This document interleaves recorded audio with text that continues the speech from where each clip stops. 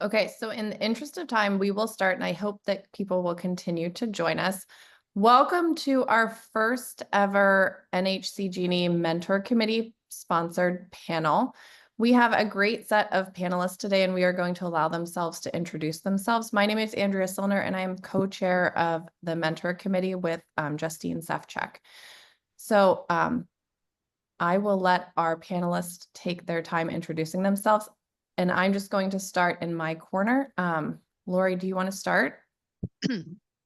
Hi, I'm Laurie Kennedy Malone. I'm currently Professor Emerita from University of North Carolina, Greensboro. I just retired after 34 years of teaching. My background is a gerontological nurse practitioner.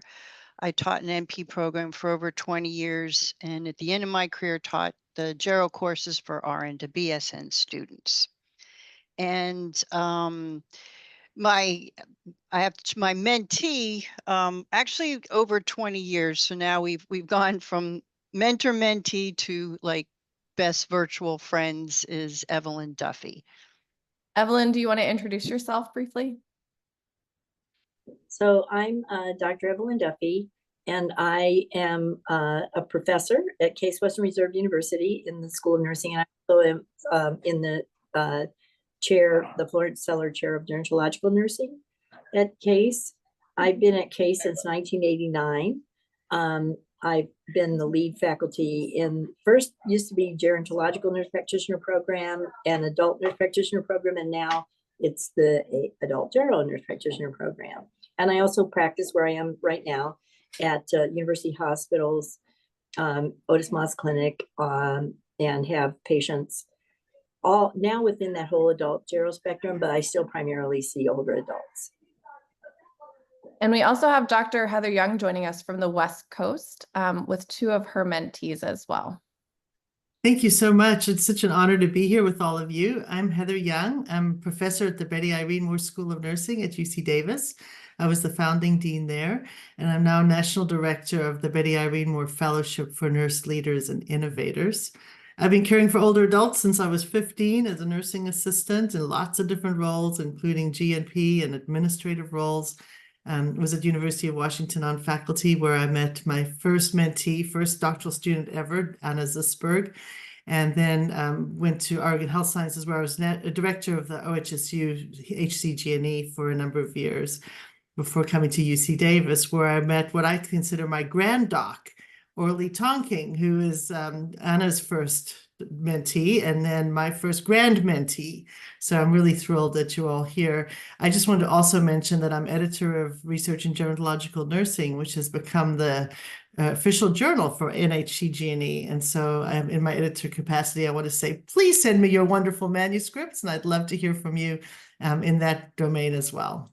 And I'll turn it over to Anna. Thank you, Heather. And I'm all the way from far remote Middle East, Israel, where I am serving for last 20 years. Actually, this year it have been 20 years. Unbelievable, Heather. As a professor of nursing at the Department of Charles Spencer Department of Nursing. Beside being a faculty and research for those 20 years, I count for you, never count them. I was a mentor for 25 master level students, 10 PhD, 5 postdoctoral students.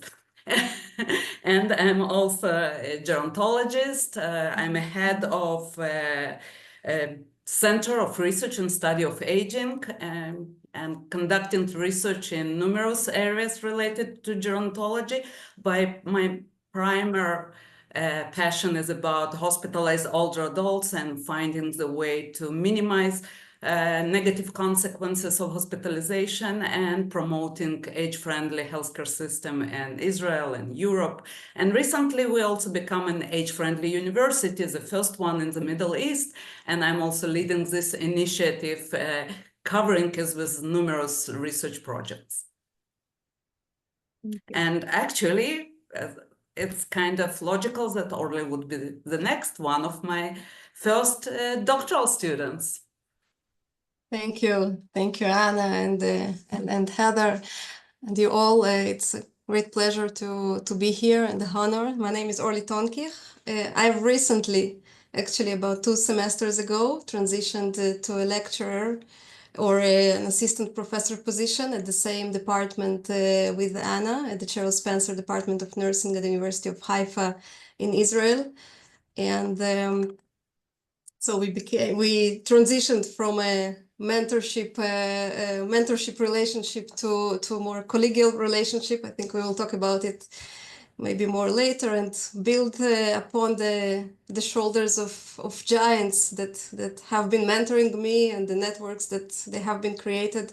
My current research focuses on understanding the needs of family caregivers, supporting people with complex care needs, and understanding nursing interventions to equip nurses to support families to meet those needs. Thank you for those introductions. As you can see, we have a great wealth of knowledge on this panel, and the purpose of our panel today is really to explore the mentor-mentee relationship and what you can take away from these successful partnerships to apply to your own relationships. We have a set of directed questions for our mentee and mentor pairs, and then we have plenty of time to allow for any audience questions as well. So I know that Dr. Duffy has to leave in a short period of time. So I want to direct our first question to Laurie and Evelyn. How did you first establish your relationship, and what factors made you choose each other in terms of this relationship? So I think Evelyn would be You know what? poised I to don't know if answer the it's question. my Wi-Fi, but that broke up. I didn't hear the question. I'm sorry. Oh, sorry. How did you first establish your mentor-mentee relationship, and what factors helped you to pick each other for that specific relationship? I think God put us together. I was attending my first GAPNA meeting, national meeting. And at that meeting, they had a breakout time with special interest groups. And one of them was the faculty group. And I went to go to the faculty table, and it was just Laurie and I. We were the only ones at the faculty table. And at the time we were young moms, and Laurie has always been much more strategic than I am. By that time, she was already, well on her way through the ranks of professorship at Greensboro, UNC. And I didn't even know what ranks were. I had been hired for my expertise as a practitioner and to start the GNP program at Case. And I really didn't pay attention to any of that. And Laurie was just amazingly onto that right away. So with Evelyn was said she's a Case, and I remember she called me one day and said that, and I thought it was a very interesting idea, that Case really wanted them to find an external mentor, someone outside of the institution. And right away, what came to mind, if we were going to do this, why not formalize it? And by that, I suggested that we both apply as a dyad to what was then at the time known as Chiron, which was Sigma Theta Tau's mentorship program. And we did get accepted at that program, where we had to go, I think it was a total of 3 times over a couple of years, to Indianapolis. And I think being in a formal mentor program was extremely beneficial, because we not only had time to be together, we had training, and then there was even cross mentorship, because everyone sort of shared what they were doing. And I think being in this formal mentor program, kept to deadlines, and it really gave the time for, as Evelyn said, her to bring her information, especially like the promotion document from Case, and to look at it and to say, well, if this is what you want, this is how to get there. I had already been president of, it was at the time called NCGNP, which is now GAPNA. And that was something that Evelyn had aspired to get to. And so it was like, how could that track begin? We talked about publishing, we talked about presentations. And I guess that, the thing that I can say was, by the time we finished the mentorship program, Evelyn had already started to achieve goals, but she has continued, and we really have stayed connected, you know, throughout the years. And as I said, I recently retired, and when you're retired, you have a chance to watch like series that you never have a chance to. So I've been into Ted Lasso. And I love the saying, well, I can be your mentor. I can't be your mentor without occasionally being your tormentor. And I think that really rang true. A year ago, Evelyn was considering going up for FAAN, and I'm like, of course you should. I'll be happy to share. And just helping her to continue to believe in herself and to document what she's done. So I think when you're in these roles, I think formalized programs helped. I think it helps if you have similarities and interest. And as Evelyn said, not only were we in academia, we had the, you know, the love of passion really for gerontological nursing, which can, you know, let's be real, it can still be a rare thing. So it made it much easier for us, I think, to connect. Mhm. I would agree. I really do think our commitment to having more advanced practice nurses prepared to care for older adults was an underlying theme. And, you know, we now have shared as authors of a textbook, Advanced Practice Nursing in the Care of Older Adults, which was in its 3rd edition. And the just the help in how do you make the kind of connections across other faculty, across other environments, to be able to get that message more widely spread that we both were so committed to. And she did torment me to get the AAN application in, and I did get to be a FAAN, so it was worth it. It was worth it. I think that Ted Lasso has a lot of really good quips in it and little takeaway messages that I love too. But Dr. Young, can you speak to your development of these relationships as well? Because you mentioned having a mentee and then also a grand mentee. So can you talk a bit about how those relationships have been connected over the years and how your partnerships with these people continue to evolve? I'd be happy to. I'd love to hear from both of them, their side of the story. There's always two sides of every story. So I first met Anna over 20 years ago now, getting to be 25 years ago, and she was a brand new doctoral student at University of Washington. And I was immediately just struck by her passion and her brilliance. She was just this amazing star walking through the door. And we shared a passion. It was really obvious right from the first conversation. We had shared values about what we thought was important. We both were really interested and very passionate about our research, but we both had really deep clinical ties and experience that made us so driven to use our research to improve policy and practice. So that was an immediate commonality that we had. And we got to work together through her doctoral program. And then ever since, it's been a long-standing relationship with so many different wonderful twists and turns. As her career's evolved, mine's evolved. We've had a chance to both learn from each other as we go forward with that. I met Orly at conferences that Anna would bring her to the US, GSA, and other conferences, and I had a chance to meet her when she was a doctoral student and Anna was mentoring her. And the same passion and values that I experienced with Anna were there with Orly, just this amazing interest and hunger for learning. And when there was an opportunity for her, she knew she needed to go away for a postdoc overseas from Israel. And we started to think about a dream that we could invite her to come over.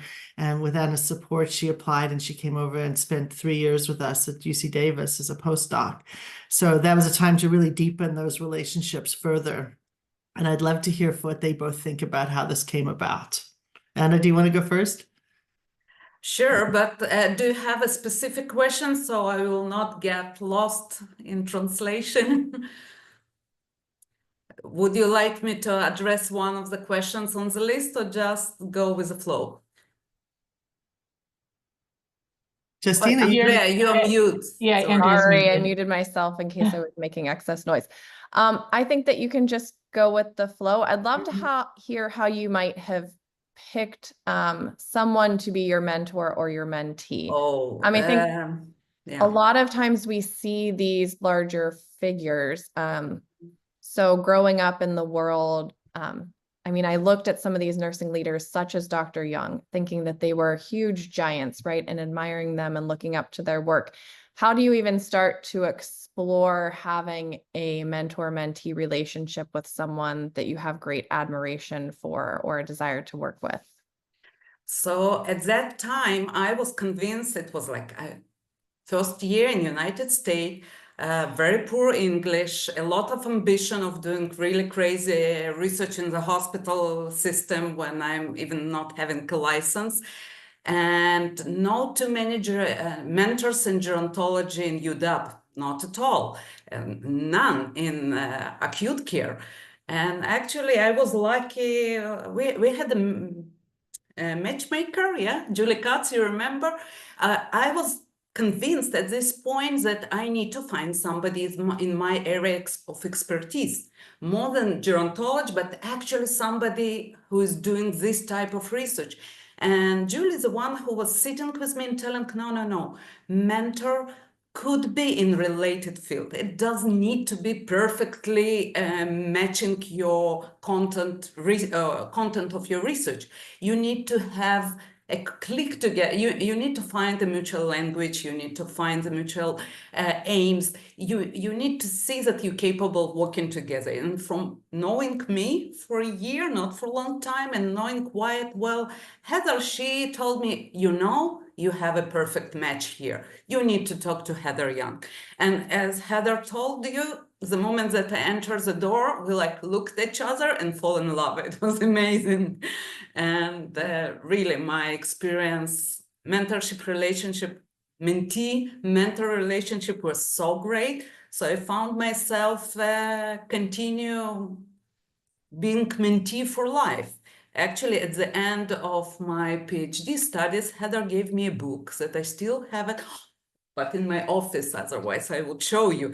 It's about mentor-mentee relationship. And she wrote on the first page that PhD doctoral mentor is mentor for life. And her promise actually come through. I am today FAAN. I'm today GSA fellowship. I would even not imagine thinking in those direction if she would not be telling me again and again, okay, now it's a time to proceed this direction. And now you need to think about that. And actually GSA was a great platform, meeting with Heather every year when we are living so far away. But again, those perfectly organized relationship 25 years ago was really a true, I think the perfect match helped us to stay together for a long time. So invest in a good match.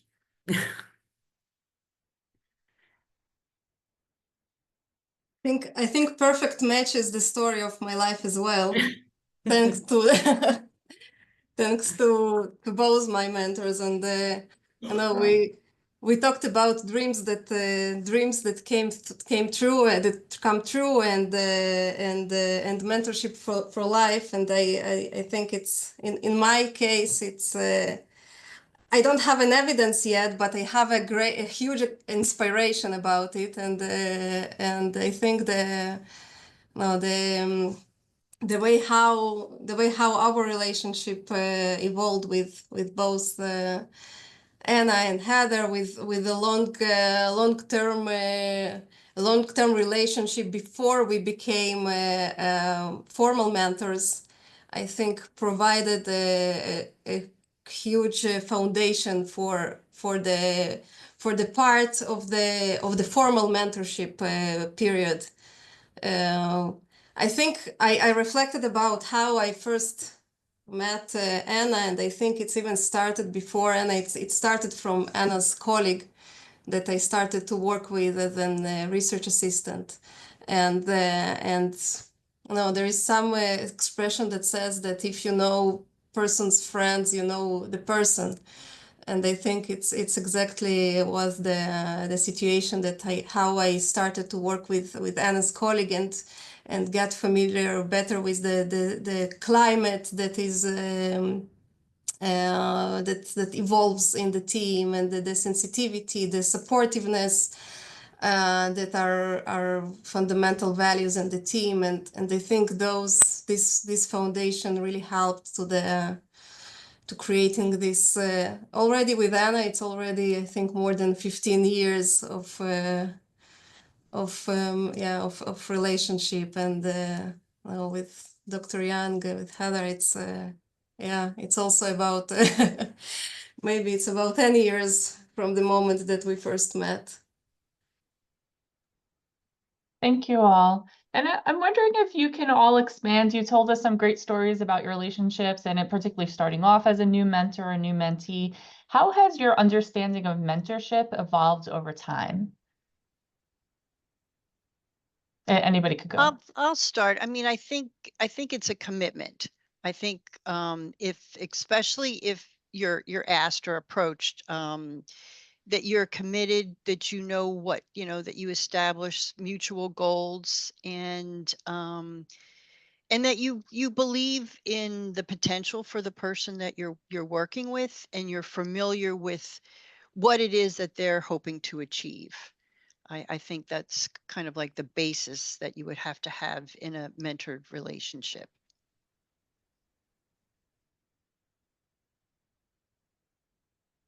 I think also the ability to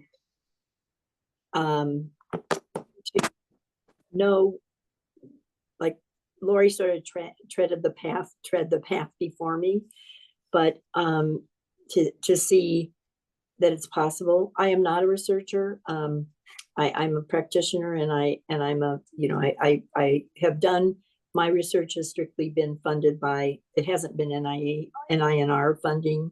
I have foundation funding. I have quite a bit of funding in the past from the Johnny Hartford Foundation, but that's not my expertise. My expertise is really the educational piece. And I think Laurie was really a good model for that. And especially in the transition time when we were transitioning from adult and GERO programs to adult GERO program. I was president of GAPNA at the time. And those were difficult waters to navigate. People were talking about the GNP is dead and we're never going to have any more care of older adults or expertise to care for older adults. And Laurie was really incredibly supportive in navigating those waters. So I think that's another, when you've been through a hardship together, I guess that's the point I'm trying to make, that also increases the bond that you have. So that, and the other thing I guess that I would say to anyone who's thinking about who they would pick as a mentor is don't hesitate to pick the person you admire the most. Like Laurie had been president of GAPNA, and it was my very first meeting, and I fearlessly talked to her. So that made a big difference too. So I think that's important, that even someone as famous as Dr. Young, that you can approach her and look at what happened. So that's pretty cool. Yeah. I think for me, mentorship over many years is it's a relationship first. It's not the tasks of the topics you discuss at all. It's a relationship. And the foundation of it is really caring deeply about the person. And whatever is their issue at the time is what the topic should be. And so it's really about having clarity around the goal of what the conversations need to focus on, and not having a preconceived notion as a mentor about what should be discussed now or then. There's certainly times when you say, hey, it's time for you to go get your academy membership, but that's different from, what's really on your mind and what are the things you need to talk about now that you're grappling with. And so it's having that commitment to the relationship and allowing it to evolve. And it evolves dramatically. It evolves as lives change. It also evolves as the expertise shifts. And, you know, one of the most wonderful things of a long-term relationship is the day that your mentee exceeds you in some way and then starts to exceed you in many ways and leaves you in the dust. I mean, it's wonderful to get to that place where there's more mutuality and your resources to each other. And so that's a really important part of it. And the other thing I would say is that I think of mentorship not just as a dyadic relationship, but it's about bringing people into a web of connection. That if I can introduce people I'm mentoring to one another, to other people who are that they held in esteem or admire, would like to get some information from, you know, the short mentorship is as important in some ways as the big mentorship. The long-term relationships is also episodic mentorship. And I think a long-term mentor can introduce people for episodic mentorship and say, hey, this is someone you really should talk to about that topic. And I really think of it as building a web of connection. And that's what I love about it, is then that web becomes power in itself for each other. And the mentorship really gets much more distributed and more broad. Anna, what do you think about that? Yeah, I agree with you so much that networking is one of the main things that you receive from your mentorship. And when I'm tracking like today's program, you can easily see your network and who are the people that you are connected with. When I'm looking at them, Heather, maybe 70% came through you, that you introduced me to them. And that's how I develop my international connections. Yeah, I also agree with you about this claims that mentoring for life is a relationship. You probably cannot have it with everyone. And when I'm looking at my almost 40 students that I mentor, not too many of them I'm mentoring for life, and I'm sure that Heather, you are not mentoring everyone for life. You pick up those people that you see those kind of great relationships that can contribute bi-directional way, and you open your heart and your time for them. I know you all know Heather is so busy a person, and for the last 20 years it have been every month that we are having a meeting for a 45 minutes conversation about everything. Yes, part of it is just chatting and comparing and just discussing about family issues, but each time when I have something, I'm marking on my calendar, 2 weeks from now, I will talk about it to Heather. She will help me to resolve this problem. So if she would not keep those time for me in her calendar for so many years, it would never be, could happen. So you always, even today, you are looking for a good mentor. Remember, in the future, you all will be mentors by themselves, and you will need to find and dedicate this time in your schedule for your future students and mentees for life. And I think that's an important point, and I want to tie it to one of our questions in the chat. I think both of sort of our pair and our triad here are really good examples of mentoring for life and mentorship relationships that have lasted a period of time, multiple transitions. However, have any of you ever had experience where perhaps you found a mentor for a particular project, whether it was a research grant, or maybe you needed expertise in service or practice, or for another reason that wasn't your primary mentor or someone that you had a previous relationship with? Especially alluding to Florence's point of, have you ever gained a mentor outside of nursing that has helped you meet a specific need or expectation at a time? Well, I think in the world of academia, when I think of a mentor outside of the discipline was when I was asked to serve as chair-elect of the faculty senate, and the person preceding me was not a nurse. So yes, definitely had to, and I think when we're thinking about mentorship and someone who is in the academy is thinking about all the different roles that we have to do. So yes, and I think I was also fortunate that that particular person also happened to be a gerontologist. So I was kind of like doubly blessed because we had worked together on some other projects, but I could not have taken on that particular role without having had a good mentor and someone I had trusted. So I think if I was looking for a mentor outside, and I think we're lucky in gerontology, is that there are many folks in their specific discipline who are gerontologists that could serve as a good mentor.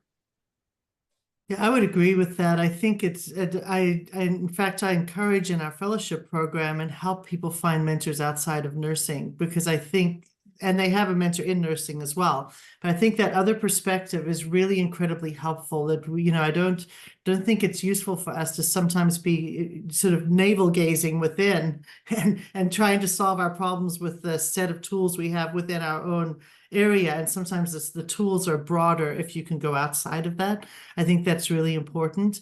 In my life, I had a life-changing mentorship 1 hour meeting with Cheryl Scott, who was COO of the Gates Foundation.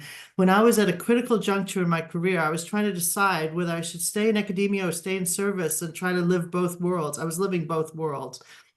Couldn't decide what to do. Had a 1 hour meeting with her, and she changed my life.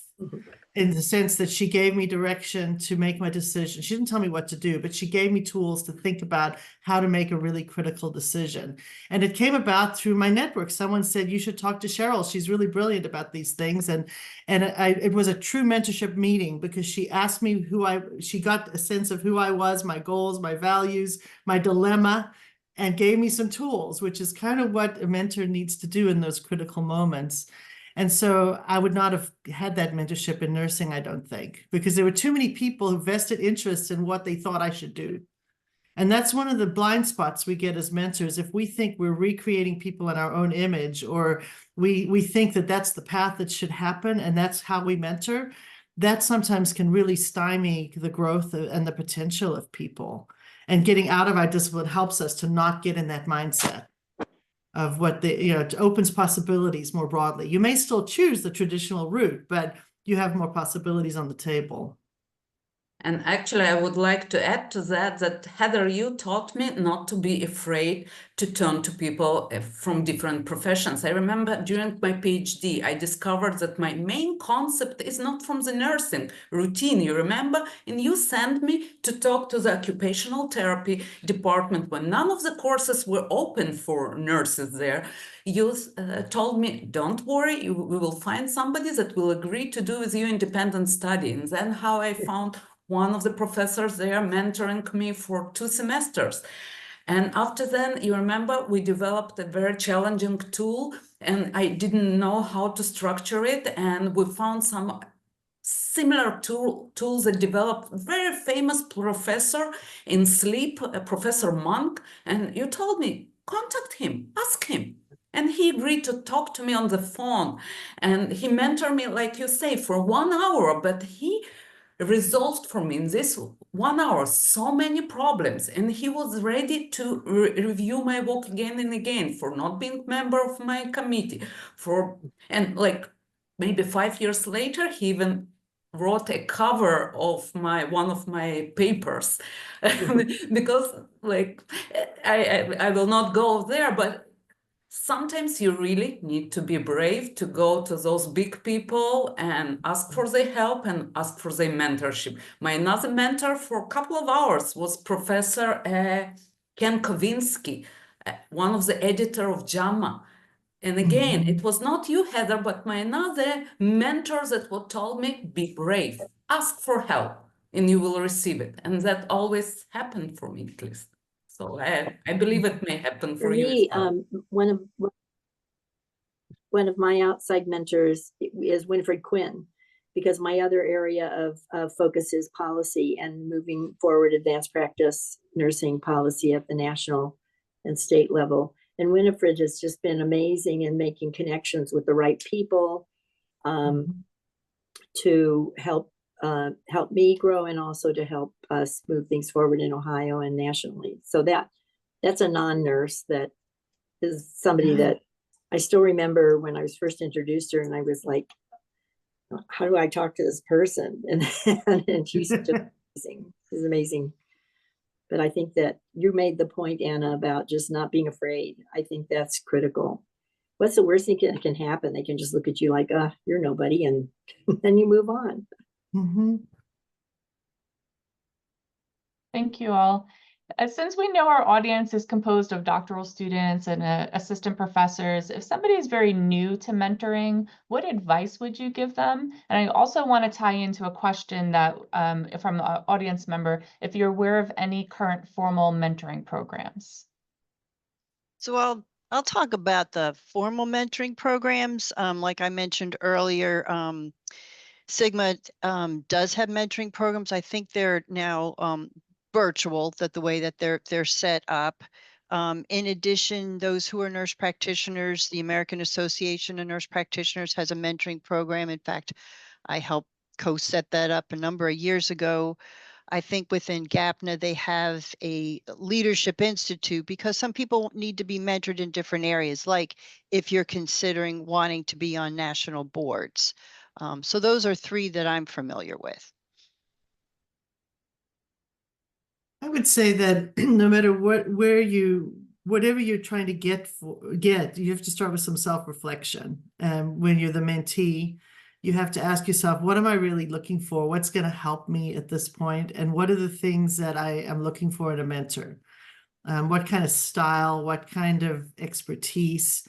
And do some of that self-reflection before you even begin in the process. And then I would say going and interviewing people, having some conversations. And I've had lots of conversations with people over the years who are trying to find committee members or trying to find people who might be mentors. And just a chance to share and get some sense of that common ground. And don't be shy about it, because people like me, I'm always happy to talk to someone new who's interested and wants to explore. And if I'm not the right person, I'm happy to say, someone else down the hall could be really good because they have a lot more expertise on this topic than I do. So that self-reflection. And then as you enter the relationship, this isn't a formal outside program, but within the relationship, I think it's really important to talk about what are your goals with each other. And I didn't do this with Anna because I was too naive at the time. She's the first person I mentored. But I did with Orly. We had a chance to sit down and say, what do you want to accomplish while we're together in this postdoc? We had 3 years. And what do you want to do? And how can I support you? So we documented in a plan for her plan over that period, and it helped me to know what I should focus on as a mentor. And we could check in and say, is this still the plan? New opportunities have been added. How does that shift priorities? But it helped me to know where to put my effort and what would help her the most. And to not be shy about saying, what do we need from each other? Like, what's the turnaround time? If you're going to ask a mentor to read something, how much time do they need? If you're gonna, if your mentor wants to hear from you, what's the best way? Do they like to be texted? Do they want to get emails? Do they want you to drop by the office? Those kinds of things that sound kind of trivial really matter in the relationship, building the way that it's going to mutually be workable. So not being shy about having those explicit conversations, and every now and then asking each other, is it working? Is there something that we could do differently? Could we improve our communication, or could we improve what we're doing? So creating a climate where you can have that discussion, I think, is really important. It's healthy. Orly, do you want to add? Yeah, exactly. Yeah, thank you. I cannot agree more. And I would say from my perspective as a mentee, I think one of the important maybe perspectives that it's to have the attitude of towards the process and to be open to those opportunities that you mentioned, and to seek opportunities, or to ask for opportunities, and because okay, we have a plan, but a lot of things that we don't know what we don't know. And I think the mentorship environment, or it's a wonderful opportunity to be exposed to new things, to get out of the comfort zone in a safer environment. I was able during my postdoctoral fellowship, I was able to learn to shift my methodology. I was almost born to be a quantitative researcher, and then during my postdoctoral fellowship, Dr. Young and Dr. Siegel, they both were my mentors. They allowed me to, in a safe way, to learn and experience qualitative research, which is the very different from the quantitative, especially doing it in a third in English, which is my third language. So I think the both as a mentor and a mentee, to allow or to offer or to create safe opportunities that are not comfortable, that are outside of the comfort zone, but make them safe and comfortable, and on the other side, as a mentee, to seek and to accept and to perceive those maybe challenges as an opportunities or as an exciting experiences. I think it's one of the approaches that make really the mentorship as a successful. Thank you. I'd like to take I saw the question in the chat about when, if it isn't a good mentor, it isn't a good match. I think that was something that that I experienced when Case is it's a very research intensive university. And I was sort of a real oddball starting out there as so focused on practice. And the associate dean for research kept calling me into her office and was trying to establish, I guess, a mentorship relationship, but a leadership with, to help me navigate the waters. But for her, it was all about what I had to do to get to get more involved in research, so I'd be able to identify, and that just wasn't my thing. But so I think that's part of it. If the mentor has the best intent, she had wonderful intentions. I mean, I appreciate the fact she thought I had the capacity to do what she was suggesting, but I just didn't want to do that. And it was hard. It was really hard, especially because of her status in the school. But she let me go my own way, which was probably a good thing on her part. So did she let you go your own way on her own, or did you have to broach that sort of conversation, or did you change positions within the organization? Was it an amicable relationship then after? I think she began. I think she began to understand that I wasn't going to be a good match for that. Okay. Then she sort of dumped me, but I mean, she didn't really dump me. But I mean, we still had a great relationship until she retired. But but she could see I wasn't going to be her mentee. Mm-hmm. So a similar question is, how have you navigated conflicts in your mentor-mentee relationships? So whether it's been a conflict that has caused sort of a change in a relationship or the ending of a relationship, or even conflict within successful relationship or areas that you perhaps might not agree on. Can anyone speak to that? I can speak to that, and a lot of it is in guiding the fellows in our fellowship program with their mentor relationships, because conflict comes up a lot. And it's something that is very traumatic on both sides, and it's hard to sometimes navigate through. I think it starts with having a good agreement to begin with. And I ask fellows to work with, and the mentors, to talk to each other about, how will I resolve conflict with you if we get to conflict? What do we want to do about it? So you up front, when you start the relationship, before you have a problem, how would you resolve it? Like, you'll talk to each other, you may bring in a third party. There may be different ways you think about it. So proactiveness, I think, is important. The other thing is to recognize we swim in a very small pond, and that any relationship we break up with in our network can have ramifications. Someone's going to be a reviewer in a journal, a reviewer on a grant, or your department chair, or there's going to be some new relationship which you don't expect with a person that you think you can just blow off. And I think it's very important to understand that we live in a network. So for self-interested purposes, for self-interested reasons, even if not just civility, I think it's important to gracefully break up when you're going to break up. And I talk a lot with mentors and mentees about how to do that practically.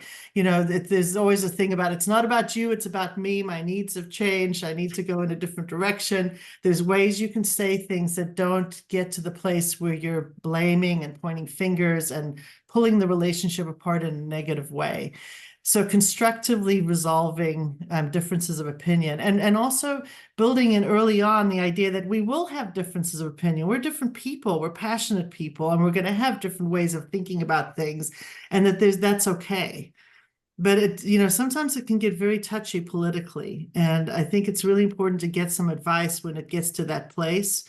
You may have a sounding board, someone outside the relationship sometimes helps you to navigate through those, because those are, I think, can be very hard problems to resolve.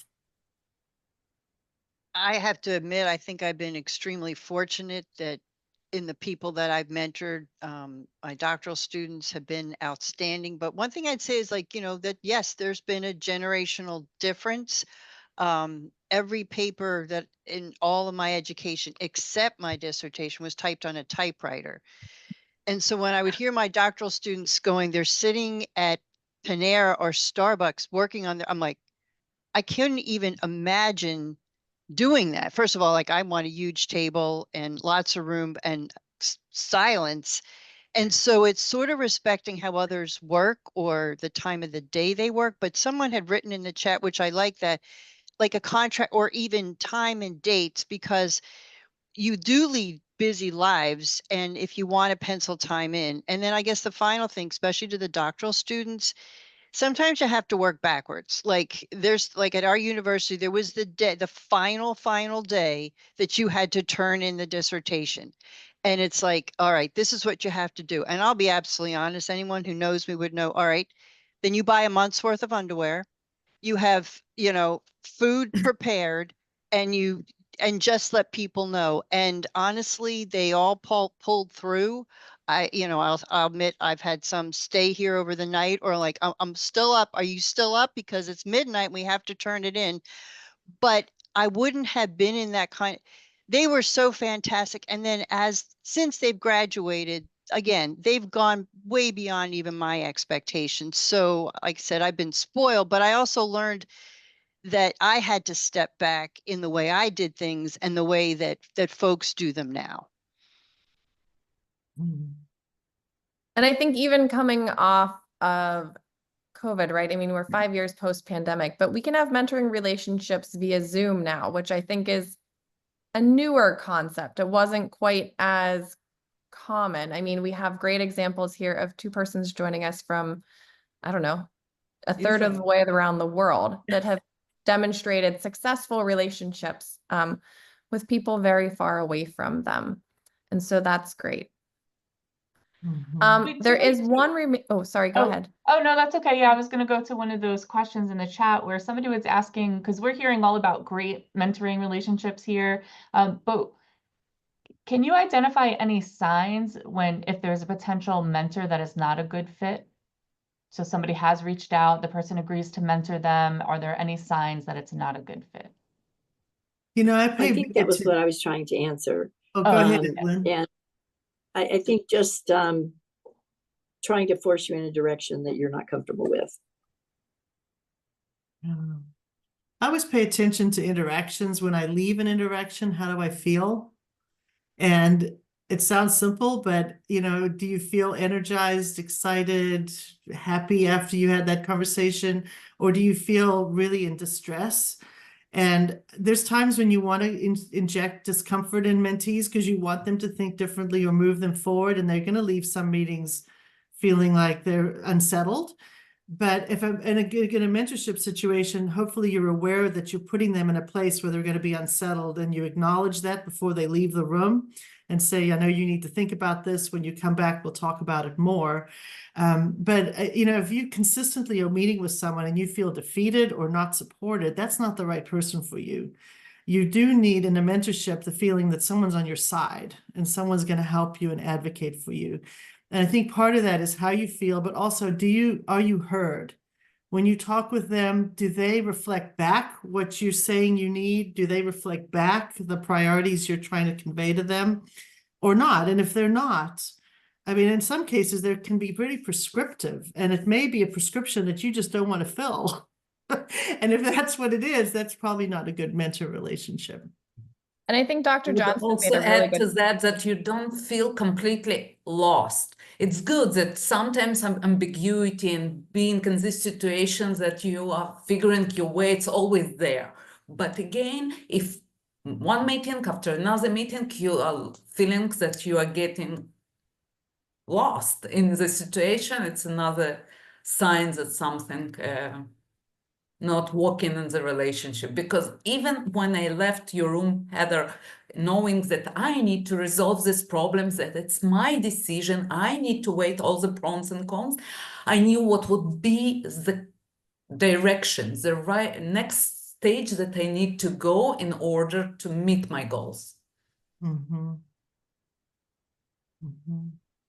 And I think Dr. Johnson made a comment earlier that mentorship can also be sometimes thought of as championship. And so ensuring that, as you mentioned, Heather, like if you're walking away from that relationship feeling like they are a champion for you, that's a positive sign. Mm-hmm. As we wrap up our session, I just wanted to ask that everyone contribute something, or every member of our panelists contribute one sort of major takeaway or concrete or actionable item that has helped them related to mentoring over the years. Andrea, Yeah. before you wrap up, there was somebody who had a question about maintaining multidisciplinary mentor team. Oh, okay. There is one last question that I did miss. Apologies. How do you maintain a multidisciplinary mentoring team? If anyone has any tips or strategies to that. Perhaps especially related to postdocs or other fellows. Yeah, my tip would be to be clear about what each person on the team's giving and offering, and who sort of gets to be the final call on certain issues, especially on a committee where you've got a methodologist who may be outside of the field, or, you know, there are different people. Having a conversation among the mentor teams about who's on first, who's going to be doing what part. And they all contribute, but you know, how do you navigate when there's differences of opinion between them? Having the mentorship team discuss that, so it's not left up to the doctoral student to try to, you know, please all of them and not be able to please any of them in the process. I would totally agree with you. I mean, especially I think in dissertation committees, is that as the chair, you respect the other disciplines that were asked to participate and what their knowledge is. And I also think it's always the recognition afterwards, acknowledging that, you know, in the last large project that I had, which was creation of clinical video simulations. I mean, it definitely took a village in all the work that was involved, because that means something for those who are part of the team later on. You may be finished, but their work is continuing. Mm-hmm. Any final last practical suggestions for our audience today? Well, I think one thing when you're a mentor is that you're definitely human. And while, you know, when Evelyn met me, like, oh, you'd already been president, but I think it's in sharing with your mentees something that showed that you were, you know, you experience life or things that you did that you could go back and laugh at. And one of the things I really like to do is look at people's CVs.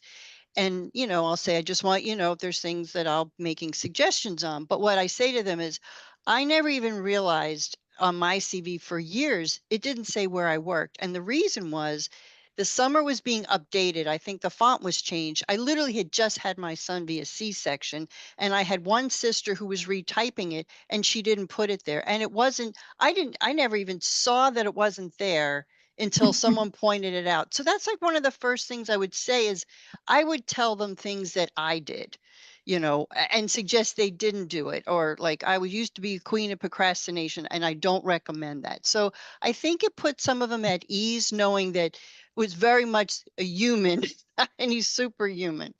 I think, at least I feel that helps some of them. Mm-hmm. May I finish with an old Russian proverb? Even though I grew up in Russia until age 18, I'm not speaking Russian fluently today, but this proverb is still in my mind from my childhood. Raise your students so that you have someone to learn from.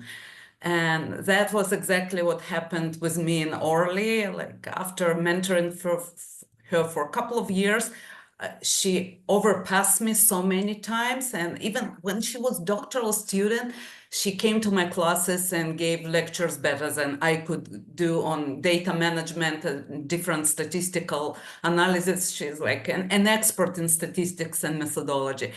And I believe that each of us, even if today you're looking for mentor, one day you will be mentors by themselves. And remember the things that you will create a new generation of doctoral students, nurses, scholars. So do it the way that one day you will be able to learn from them. Thank you.